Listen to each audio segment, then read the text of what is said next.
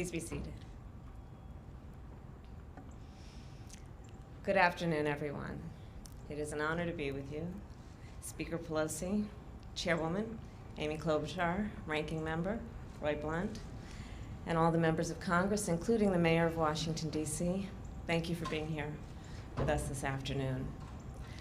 Like so many gathered here, I was at the United States Capitol the morning of Wednesday, January 6th. I was in a classified meeting with Senator Blunt on national security with fellow members of the Senate Intelligence Committee. And not long after I left, the chaos began. Like Americans everywhere, my husband Doug and I watched with absolute shock as our Capitol was under siege and the people within it afraid for their lives.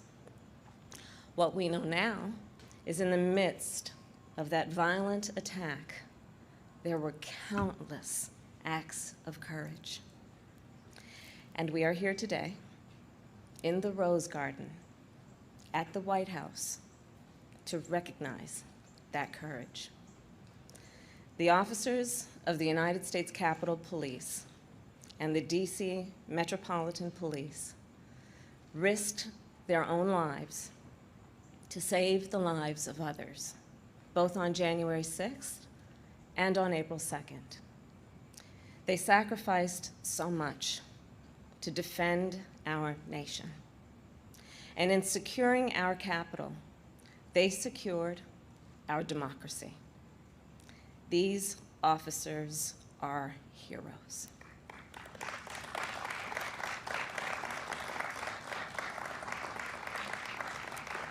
And these officers are patriots.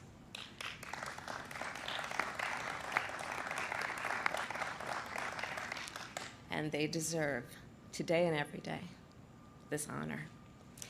Our nation is grateful for your service. And now there are some officers who, of course, continue to suffer from the injuries seen and unseen.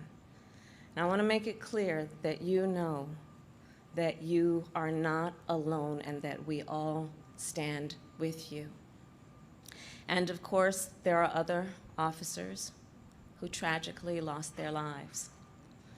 There is nothing that we can do to bring these officers back or to take away the pain their families feel now. But it is my prayer that their sacrifice will serve as a constant reminder of the work we must all do together, of the vigilance we must have in order to protect our democracy. So I returned to the Senate at around 8 p.m. the night of January 6th. And we gathered in the Senate chamber, in the same chamber where the New Deal was struck and the Great Society was forged, in the same chamber where the interstate highway system was started and voting rights were won. And in that chamber, just before 1 a.m., as officers stood guard, the final vote was tallied. Democrats, independents, and Republicans came together and upheld the vote and the voice of the American people. As those officers continued, even at that late hour, to secure our Capitol, they secured our democracy. So let us never forget that, and let us always remember their courage. And now, it is my great honor to introduce a true champion for all those who serve in uniform, President Joe Biden.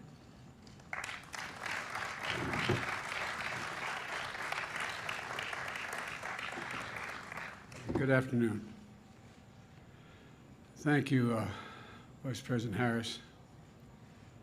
Folks, not even during the Civil War did insurrectionists breach the Capitol of the United States of America, the citadel of our democracy. Not even then. But on January the 6th, 2021, they did. They did. A mob of extremists and terrorists launched a violent and deadly assault on the People's House and the sacred ritual to certify a free and fair election. It wasn't dissent. It wasn't debate. It wasn't democracy. It was insurrection. It was riot and mayhem. It was radical and chaotic. And it was unconstitutional, and maybe most important, it was fundamentally un-American. An existential threat and a test of whether our democracy could survive, whether it could overcome lies and overcome the fury of a few who were seeking to thwart the will of the many. While the attack on our values and our votes shocked and saddened the nation, our democracy did survive. It did. Truth defeated lies. We did overcome. And that's because of the women and men of the U.S. Capitol Police, the Washington, D.C. Metropolitan Police Department, and other law enforcement officials who we honor today. Speaker Pelosi, who led the effort in the House, Senator Klobuchar and Blunt, the co-sponsors of the legislation in the Senate, and all my colleagues, Pat Leahy and House members as well that are here, thank you. Thank you.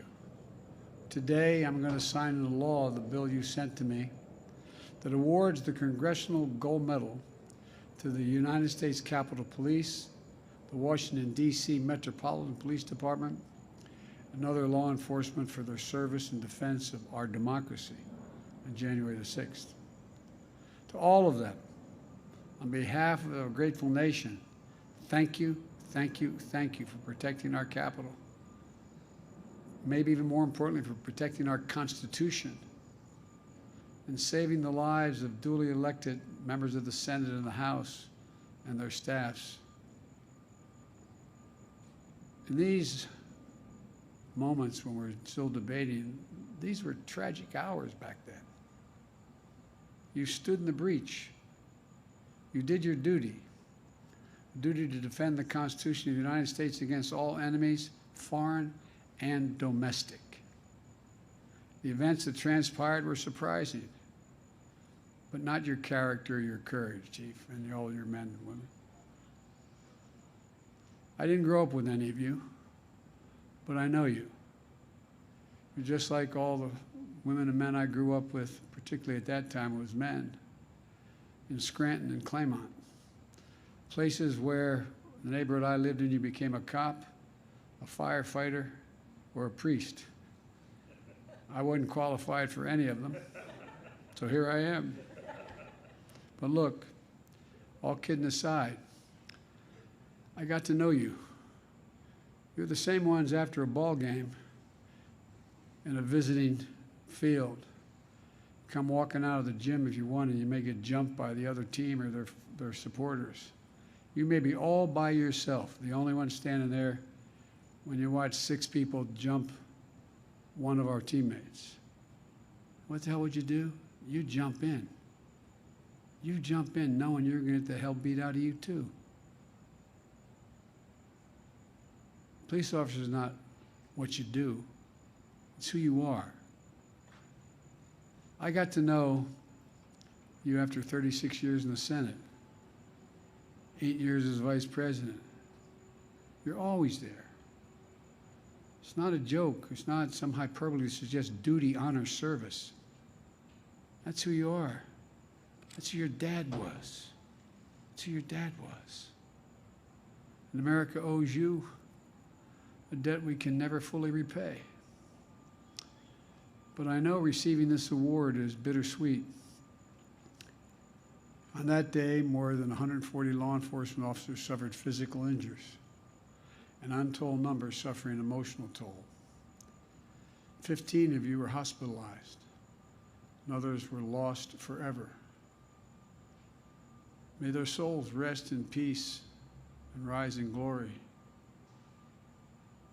I know each time you put on that shield in the morning wherever you show for work, your families wonder whether they're going to get a call that day, a call they don't want to receive, hoping you come home safely. And it breaks my heart.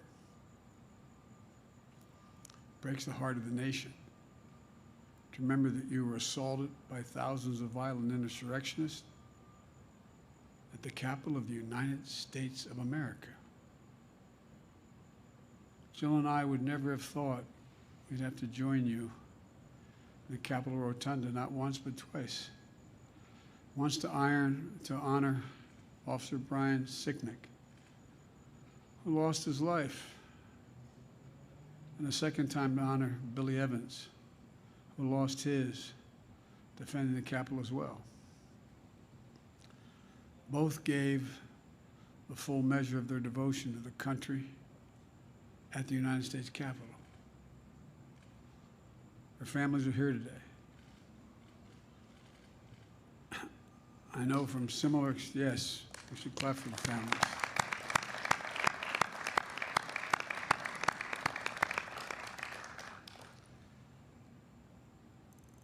I know, like others may know from personal experience, getting that phone call. It's nice to be honored and have those who you lost remembered, but it's tough to be here because it brings back everything like it happened 10 minutes ago. So I offer you not only our condolences, but recognize your courage, the courage of your children. And you have our most profound gratitude. You know, the fallen, in my view, are casualties of a struggle literally for the soul of America. A struggle that they didn't start, a struggle we didn't seek, and a struggle that by the grace of God will win. As I said, I know this is a bittersweet moment. As proud as Brian and Billy as you are, it still brings back pain the moment it happened. And also, we offer our prayers for the families of the Capitol Police Officer Howard Levengood. Those who've been around a while, we knew his dad. Knew his dad well. He was Secretary of the United States, Sergeant at Arms of the United States Senate. We also pray for the families of the Metro Police Officer Jeffrey Smith. For anyone out there facing trauma, for anyone still struggling, please know there is help available. My fellow Americans, the tragedy of that day deserves the truth above all else. We cannot allow history to be rewritten. We cannot allow the heroism of these officers to be forgotten. We have to understand what happened, the honest and unvarnished truth. We have to face it.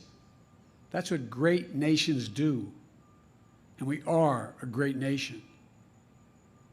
In the past weeks and months, we've heard the officers themselves, some of whom are here today, describe what happened. The threats, the violence, the savageness. When asked what he was fighting for, Officer Hodges, who's here today, stated it eloquently. One word: democracy. My fellow Americans, let's remember what this was all about. It was a violent attempt to overturn the will of the American people, to seek power at all cost, to replace the ballot with brute force, to destroy, not to build. Without democracy, nothing is possible. With it, everything is. So my fellow Americans, we must all do our part to perfect and to preserve our democracy. It requires people of goodwill and courage to stand up to the hate, the lies, the extremism that led to this vicious attack. It requires all of us working together, Democrats, Republicans, Independents, on behalf of the common good to restore decency, honor and respect for our system of government. And above all, it requires all of us to remember who we are at our best as a nation, as we see it in the law enforcement officers who are here today, the best of our nation. Congressional Gold Medal awards today will be housed in 4 locations.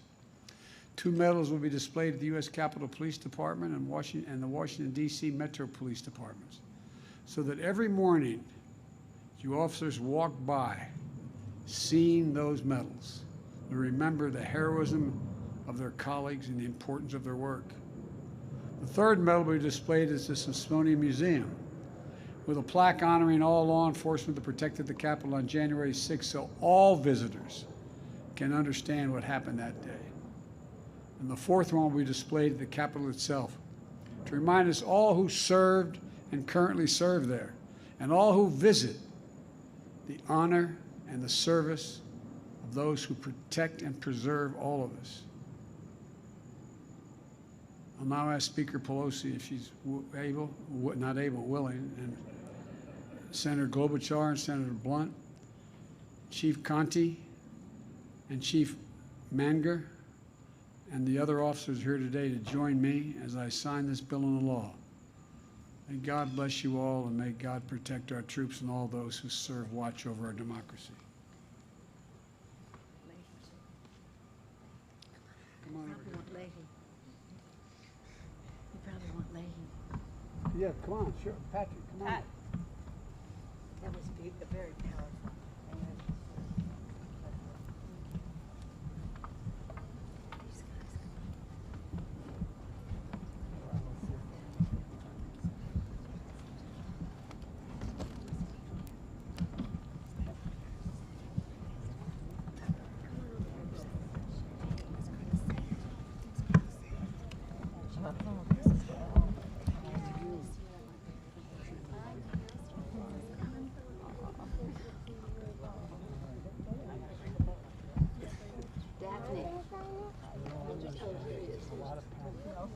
Oh, I know.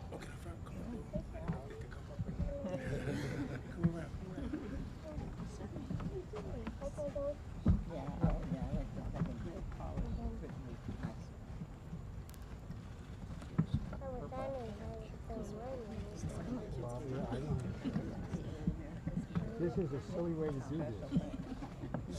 Mommy will explain this to you later. So I can give credit. There you go. We'll fit it.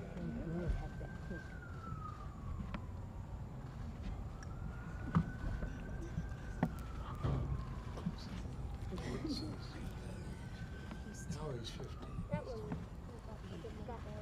You put the top on. Oh, you got it?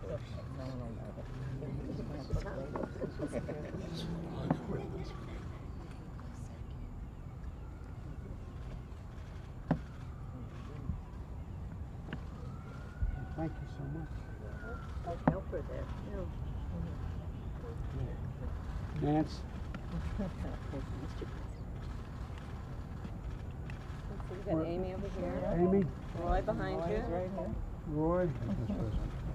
Now, you gotta help me out, okay? Would you give a pen to the other people back there, and then I'll get pens from you, okay?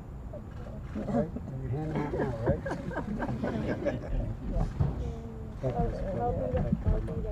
Oh, it's going to hit this one. Thank you, sir. No. You know, the truth of the matter is, we've all been around home. Yes. A lot of our colleagues at home in harm's way. Lost a few friends. Oh, thank you very much. That's really great. Oh, it's Hey, how are you? Thanks for coming up. Thank you so much. How are you? Present. Thank you. It's an honor. Anyway, thank you all so very much. You're incredible. I know there's nothing happy about this, but it's important to be commemorated. Thanks. Thanks for talking to speaking. All right. what they're gonna do, if you're willing, is we're gonna take, the families are gonna go that way and maybe go in and come in the Oval Office that way, okay? We'll get some pictures taken. All right? And the officers as well, if you're willing, okay? So we'll show, we'll follow the Navy over there. Follow the Navy.